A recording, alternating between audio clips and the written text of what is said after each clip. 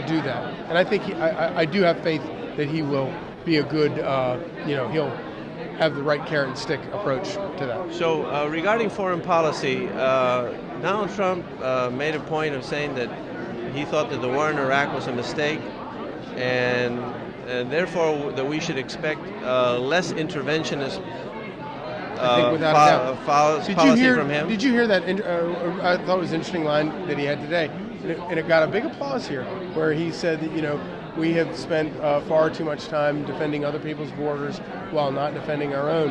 And I mean, this is CPAC. That got a huge applause here.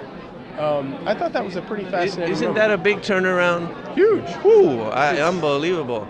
It's the whole thing right there. Well, to be upfront, I was against the war in Iraq. I did a documentary against it. I thought it was a mistake. I remember that. And so I did what I can, but that's one of the other things that I think he's better than Hillary, because we don't need to be the policeman of the world, and we don't want to be the unpaid policeman of the world. Yeah, exactly. It's very expensive. And not only money, but blood. Yeah.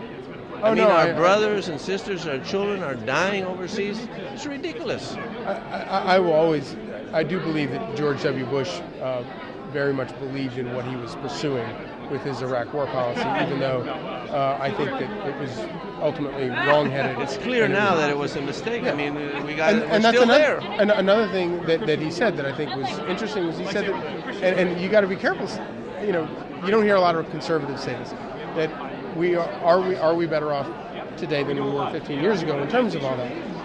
And I mean, I think about this a lot. I hate to say this. No, we're not. I think that in a lot of ways we're worse off.